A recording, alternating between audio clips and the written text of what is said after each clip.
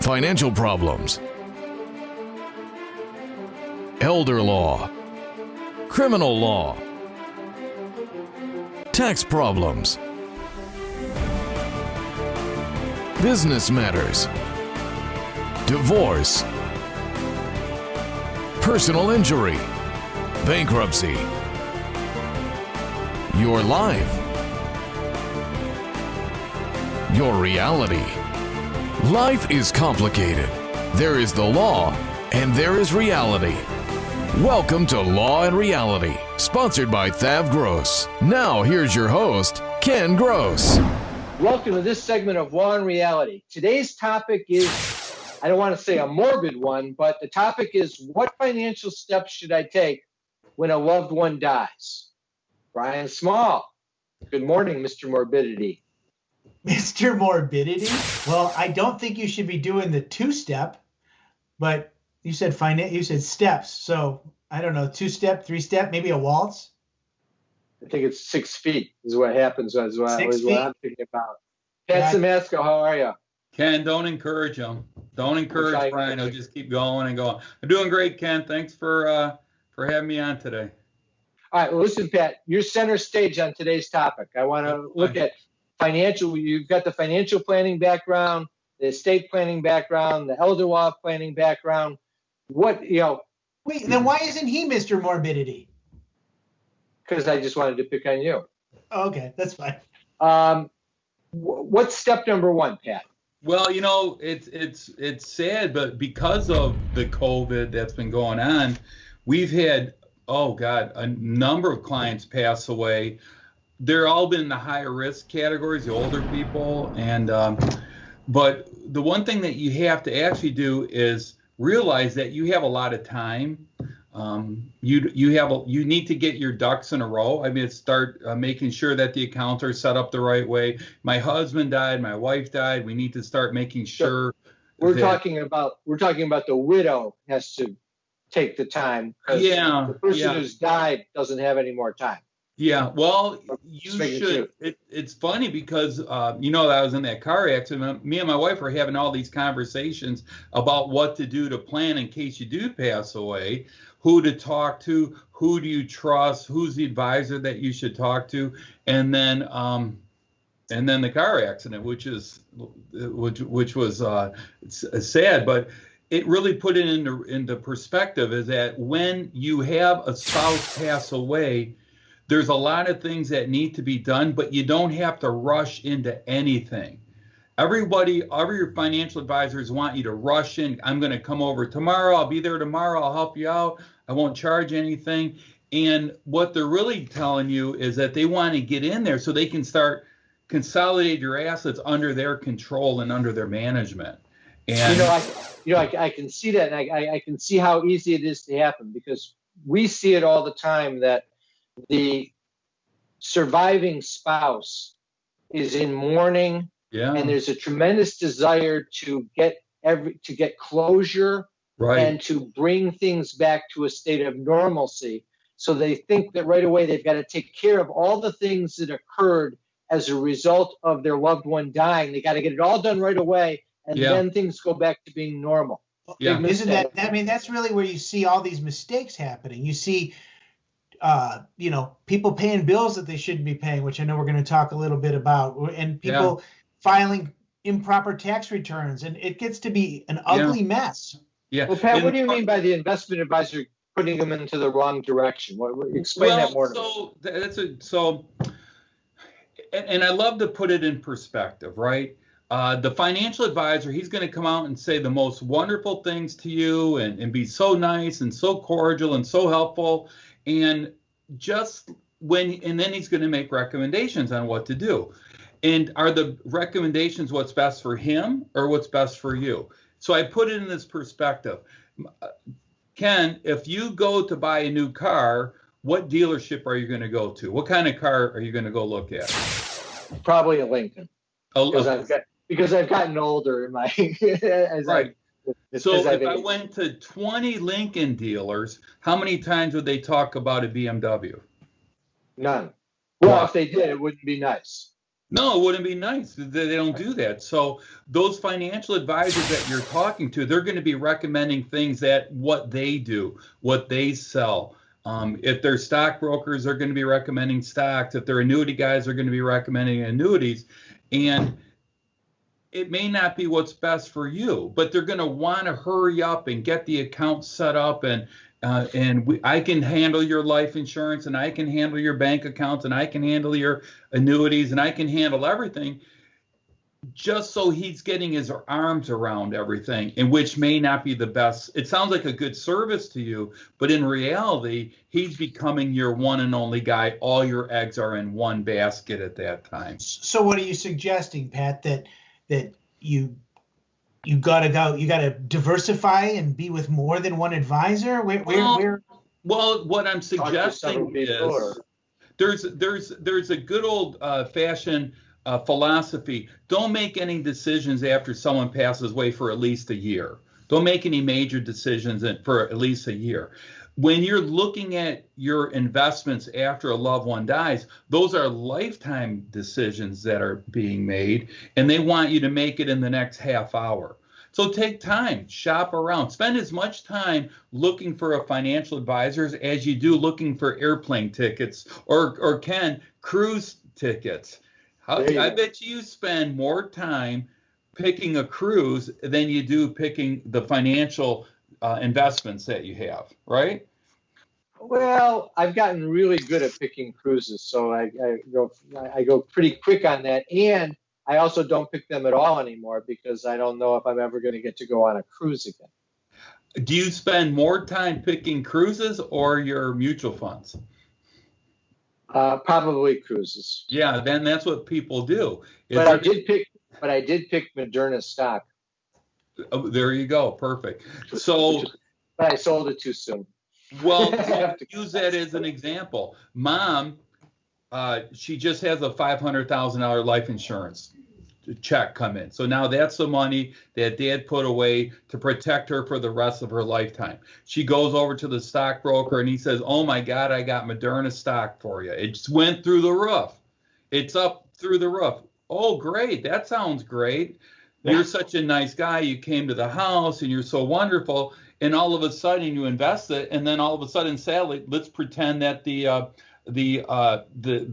medicine doesn't work, and now the market crashes. And you say, even if it works, if Moderna stock has gone from 70 to 160, and you buy at 160, where's it going to go? That's exactly right. Yeah. But if you go talk to the guy at the stocks, bonds, and mutual funds, those are the recommendations you're going to get, because that's the type of stuff that he works with. If you go to an annuity salesman, they're going to recommend the annuities. They're not allowed to recommend the other stuff. But the point I'm trying to make is you have plenty of time. Don't rush into anything. It's time for us to take a break, and then when we come back, we will continue on this topic. COVID-19 presents a fight for our personal and business financial survival. You have to make choices. Cash is critical. Do you tap your retirement, home equity line, or run up the credit cards? You need the right plan to avoid being wiped out, and you need it now. You can't rely on the government or banks. Call us. We're the experts in financial crisis. We are here for you and your business in the Great Recession, and we're here for you now. We will create a plan and get through this together.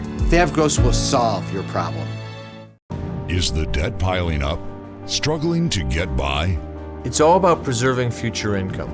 Bankruptcy is one option. When it's right, it's the least costly, most effective way to save your home, eliminate a second mortgage, and wipe out credit card debt. But you need to address the problem now. We help people with bankruptcy. Call the experts. We're THAV GROSS. Our firm will solve your problem. 888-235-HELP. That's 888-235-HELP. Will I outlive my money? Medicaid is so confusing. A will, or do I need a trust? What if Mom needs to go in a nursing home? At Samasco Law, we have the answers to all of these questions. Our attorneys will eliminate the confusion and develop a plan that's right for you. We are dedicated to veterans benefits, assisted living, and nursing home care. Samasco Law can help prepare you for a long future. Call Samasco Law today. If you're retired and in a financial crisis, there is a way out. It pains me when I see a retired couple exhaust their savings by paying credit card bills and for a home hopelessly underwater. THAV GROSS specializes in helping retired people in financial crisis. You just can't keep paying until you're broke. You need to address the problem now. 888-235-HELP. That's 888-235-HELP. We're THAV GROSS. Our firm will solve your problem. You can't work. You have to deal with pain and stress. Worse yet, our system for applying for disability benefits seeks to deny you the benefits you're entitled. Jeff Kirschner is an expert in obtaining disability and workers' compensation benefits for his clients. You need to call Jeff before you apply or after you're denied to get the benefits you deserve. 888-235-HELP. 888-235-HELP. Tax problems are major problems. Don't let the IRS levy your wages and seize your assets. There is a solution. We're THAV GROSS. Our firm will solve your problem. If you're behind on your taxes and owe money to the IRS, call THAV GROSS. We've been solving tax problems for 32 years. We stop wage levies, resolve unfiled returns, and obtain the best possible settlements. Call THAV GROSS today, 888-235-HELP. Carrying too much debt? Resolve your debt. Call THAV GROSS. You don't need to be broke, and you don't need to hit rock bottom. If you have income and you're struggling with debt, dump it. Think about the next 10 or 20 years. If you do what the banks tell you, you'll have nothing to retire with. There is a solution. Don't waste your future. Call THAV GROSS. We're experts at eliminating credit card debt. 888-235-HELP. That's 888-235-HELP.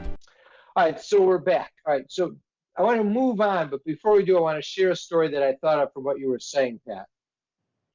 For several years, my wife has been saying to me, I have to have a memo and instructions on what to do if you pass away. Right. And all of those years, I would say to her, everything's in the credenza. And I would just point to my credenza and say, it's all there. You don't need anything. And she would always be unhappy with the response and pleaded with me. When COVID finally came, I said in the spring, I will do the memo. And I sat down, I took a couple hours and I typed out this beautiful memo. And then I made a copy for her. I password protected it on my computer. I gave her the copy and said, put this in a safe place because it has codes to accounts. And if somebody breaks in, I don't want them to find this. She says, fine. Now, my wife is meticulous about saving things and having everything in its place. Well, last week it came up and she said, you never did that memo. And I said, I did too. I certainly did do the memo. And I said, it's got to be where you saved it. That memo is famous. She could not find it. So I then go back to my computer and I find my computer. I find it on the computer and it's password protected. And I can't open it because I couldn't remember the password. And she can't find it. And I'm getting aggravated. And finally, she finds it right where she thought she had left it. And she found it. And then I figured out the password. The moral of the story is it's important to do that memo. And it's important to put it in a safe place that you remember where it is. Right. And the only thing that you don't forget to do is give them the list of the passwords. You have to give them the list of the passwords because now everything is passwords. And if they don't have it, they can't get in. You got to save that list. And I think the key there is to use a password program, which I do, so that you can give them one master password, which you periodically change. And then you have to share it with the right person because you're always changing your micro passwords. You know, I got into a discussion with a client a couple weeks ago, and we were doing their estate plan, and I said, and you've got to give the passwords. And they're like, well, why? I said, well, take out your phone. And she takes out her phone. I go, how do you open it? She puts her thumb on it. And I go, oh, okay, you put your thumb on it. Do you, and her husband takes out his phone and his opens up with his face. I said, do you know what happens when you're dead? Both your thumb and your face are currently not available. So somebody needs to know the password to your phone. Right. Unless you have to die with a smile on your face so the facial recognition still works. No, a mask. You gotta have a mask. Well, the mask then doesn't even work at all. Yeah. All right, well, let's get back to our stuff. Okay. All right, so credit card debt. All right. Husband passes away. Yeah. What about the credit card bill? That's the big thing. Well, let me jump in because usually what I have to do is rip the pen out of mom's hand to keep her from writing the check to the credit card in her husband's name. Your husband, it's his credit card. You're not on it. You don't owe that debt. The vast majority of the time, you don't owe it, so don't pay it. Take the time. Joint credit card. Yeah, take the time to research it. Just, are you responsible for it? Are you on as a co-debtor, or just you have the right to use it? Now, if you start using the credit card to pay for the funeral and stuff like that, that's a little bit different story. But any debt that you have with your husband dies when he dies, so don't pay off that debt. And the thing about it, Pat, you said if they're a co-maker, a co-obligor on the account, that's one thing. But that doesn't mean you should necessarily pay that bill anyway. We've talked about it before. When you are now your spouse has died, and there's only a set amount of money that's sitting out there. The fact is that, you know what? Maybe we should negotiate it. Or if your husband's money, if the decedent's assets are going through the estate so that the debts of the estate have to be paid before you receive your distribution, that doesn't mean you can't negotiate those debts. Yeah. You have to keep in mind something like this. Very common. Husband passes away. Wife receives life insurance proceeds. Wife gets the house because it's held by entireties. It passes automatically by operation of law to the wife. All the bank accounts that had pay on death designations automatically pass to the wife. Right. So in that case, husband's estate may not have any money. So if it has no money and husband has a $40,000 American Express bill, what mother wants to do is she wants to take the life insurance check and write a check to American Express, which is the last thing in the world she should do. Well, hang on. Let me say, when you say the husband's estate, the husband's probate estate owes it. And everything that you just said means it goes to the spouse without going through probate. So since there's no probate estate, there's no place for the debt to be paid from. Don't pay the debt. Bottom line is don't pay it. But that comes with coming to somebody like you, Pat, and making sure you get proper estate planning. You know what I wanted to say? It's happened to all three of us. I've had the same argument and fight with clients where they brought in the checkbook and the bills, and she's sitting there writing out the check, and I'm saying, you have to stop writing that check, or I can't represent you. I have to give you a letter saying not to do that. Right. So let me just say, people don't normally just pass away in a second. If they get sick, it takes a little bit of time for someone to pass away. Sadly, take that time as the spouse to go make sure that you're on all the accounts. The beneficiaries are set up the right way. Your name is on the bank account, so there is no probate estate. I'm going to tell you a great story when we come back from break on how important it is to make sure that that happens. So take a little bit of time. I know you're worried about him, your husband or wife getting sick, and maybe they had a stroke or a heart attack, but there's usually time to double check. And now people are healthy. Go double check now. It all goes back to your very beginning statement. You need to pause and move slowly in that situation rather than fast. Take a break and we'll come back and we're going to talk about the next part of this story. Carrying too much debt? Resolve your debt. Call THAV GROSS. You don't need to be broke, and you don't need to hit rock bottom. If you have income and you're struggling with debt, dump it. Think about the next 10 or 20 years. If you do what the banks tell you, you'll have nothing to retire with. There is a solution. Don't waste your future. Call THAV GROSS. We're experts at eliminating credit card debt. 888-235-HELP. That's 888-235-HELP. A lifetime of hard work. If you don't have the right plan in place, you can lose your home, your savings, and more. And you didn't come this far to lose everything.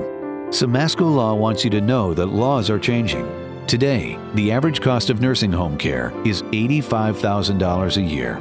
With proper planning, we can help protect your life savings and get you the Medicaid and nursing home benefits you deserve. How much can you afford to lose? Call Samasco Law today. I want to remind our viewers to listen to us for Law and Reality Live on the Praise Network, Tuesdays 10 o'clock a.m., Saturdays 7 o'clock a.m., and on KISS 105.9 Sundays 7 o'clock a.m. We have webinars coming up. You can stay in your home, attend our webinar via the internet, ask questions while you're watching, covering and learning the materials. The webinar we have coming up next is on Wednesday, January 27th, 6:30 to 8 o'clock p.m.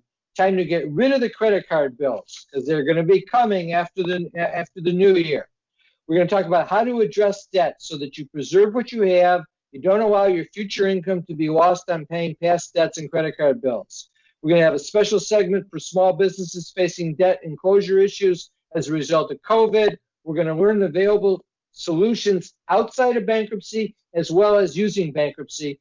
Those that attend get a free copy of my book, Dump Your Debt. Remember, you can always come into the law firm for a free consultation, either via teleconference, phone conference, or in office with social distancing. We're happy to have you in. You want to call 888-235-HELP or go online to thavgross.com or lawnreality.com and just click and request a consult. Debt issues with Brian, tax issues with Jeff Linden, estate planning issues with Brian, business issues with myself, elder law issues with Pat Samasco, disability issues with Jeff Kirshner, criminal issues with Scott Weinberg. All that's available free to you when you come in for a consult.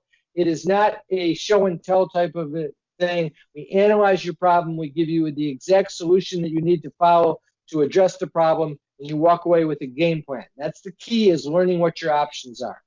Also, take advantage of our free reports that are on the website.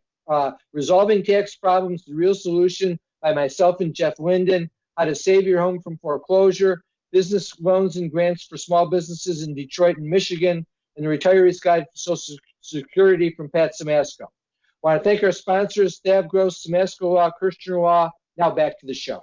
COVID-19 presents a fight for our personal and business financial survival. You have to make choices. Cash is critical. Do you tap your retirement, home equity line, or run up the credit cards? You need the right plan to avoid being wiped out, and you need it now. You can't rely on the government or banks. Call us. We're the experts in financial crisis. We are here for you and your business in the Great Recession, and we're here for you now. We will create a plan and get through this together. THAV GROSS will solve your problem.